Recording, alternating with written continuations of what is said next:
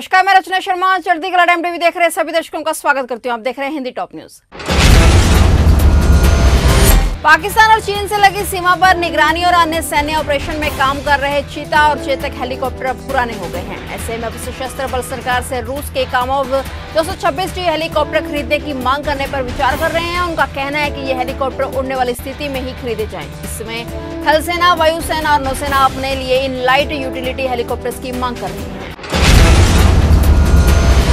प्रधानमंत्री नरेंद्र मोदी ने शनिवार को भारतीय जनता पार्टी के वरिष्ठ नेता और केंद्रीय मंत्रिमंडल में अपने सहयोगी रक्षा मंत्री राजनाथ सिंह को उनके 70वें जन्मदिन पर बधाई दी और एक उत्कृष्ट सांसद व प्रशासक के रूप में उनकी भूमिका की सराहना की। प्रधानमंत्री ने उनके दीर्घायु और स्वास्थ्य जीवन की कामना करते हुए कहा कि रक्षा मंत्री के शानदार व्यक्तित्व और बुद्धिमत्ता का हर कोई मुरीद है। पीएम मोदी के अलावा केंद्रीय गृह मंत्री अमित शाह, भाजपा अध्यक्ष जेपी नड्डा सहित कई अन्य नेताओं ने भी सिंह को जन्मदिन की शुभकामनाएं दी। तीसरी लहर की आहट के बीच भारत के लिए अच्छी खबर सामने आई है। भारत बायोटेक की कोवैक्सीन को जल्द ही विश्व स्वास्थ्य के आपातकाल यूज लिस्टिंग में जगह मिल सकती है और WHO की मुख्य वैज्ञानिक डॉक्टर सौम्या स्वामीनाथन का कहना है कि अगले 4 से 6 सप्ताह में कोवैक्सीन को लिस्ट में शामिल किया जा सकता है। डॉक्टर सौम्या स्वामीनाथन ने कोवैक्सीन के ट्रायल डेटा की तारीफ करते हुए कहा कि कोवैक्सीन के परीक्षण के नतीजे संतोषजनक है। देश में पिछले कई दिनों से कोरोना संक्रमण के नए मामलों की संख्या में कमी देखने को मिल रही है, लेकिन मौत के आंकड़े अब डराने लगे हैं। स्वास्थ्य मंत्रालय की ओर से जारी किए गए शनिवार को आंकड़ों के मुताबिक पिछले 24 घंटे में देश में कोरोना वायरस संक्रमण के 42,766 नए केस सामने आए और इसी अवधि में देश में 1,206 लोगों की मौत हो गई। देश में अब तक कुल 2,99,00,000 से अधिक लोग कोरोना को मात दे चुके हैं। अब कोरोना संक्रमण के कुल केस बढ़कर 3,07,95,716 हो गए हैं। वहीं देश में कुल मौतों का आंकड़ा भी अब 4,07,145 हो गया है। भारत में इस समय कोरोना के कुल एक्टिव केस की संख्या 4,55,033 है। हिमाचल प्रदेश के पूर्व मुख्यमंत्री वीरभद्र सिंह का आज अंतिम संस्कार शनिवार को शिमला जिले के रामपुर बुशहर में होने वाला है। जोगनी बाग शमशान घाट में उनका अंतिम संस्कार किया जाना है।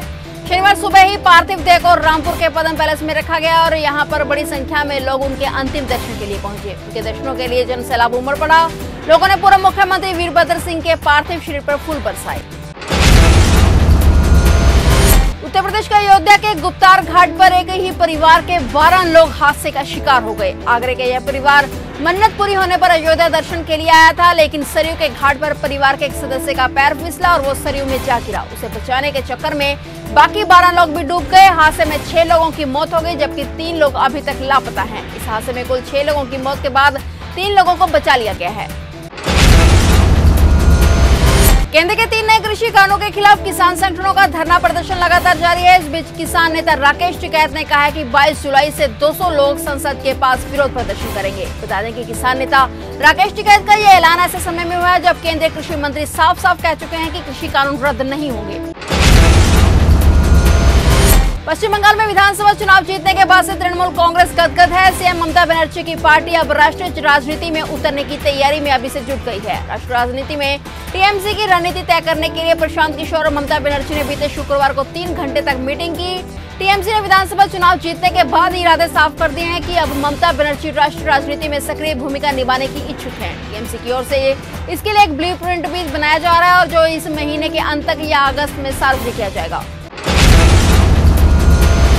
उत्तर प्रदेश की सरकार नई जनसंख्या नीति लाने की तैयारी में है। नई जनसंख्या नियंत्रण कानून को लेकर ड्राफ्ट तैयार कर लिया गया है। प्रस्तावित कानून के तहत 2 से अधिक बच्चों के पिता को किसी भी सरकारी सब्सिडी या किसी कल्याणकारी योजना का लाभ नहीं मिलेगा। इसके अलावा ऐसे व्यक्ति किसी सरकारी नौकरी के लिए भी आवेदन नहीं कर सकते हैं। साथ ही नए मसौदे में ये भी कहा गया कि ऐसे लोगों को स्थानीय निकाय चुनाव में भी लड़ने की मनाही होगी। आम आदमी को जहां एक तरफ पेट्रोल डीजल की बढ़ती कीमतों ने परेशान कर रखा है, वहीं दूसरी तरफ बढ़ते दूध के दाम ने जबरदस्त झटका दिया है। डेयरी ब्रांड अमूल के बाद अब मदर डेयरी ने भी दूध के दाम बढ़ा दिए हैं। दिल्ली एनसीआर में मदर डेयरी दूध की कीमतों में प्रति लीटर 2 रुपए की बढ़ोतरी की गई है। नई कीमतें कल यानी 11 जुलाई 2021 से लागू हो जाएंगी। फिलहाल टॉप न्यूज में इतना ही। तब तक के लिए देखते रहिए चढ़ती कला टाइम टीवी और मुझे दीजिए इजाजत। धन्यवाद।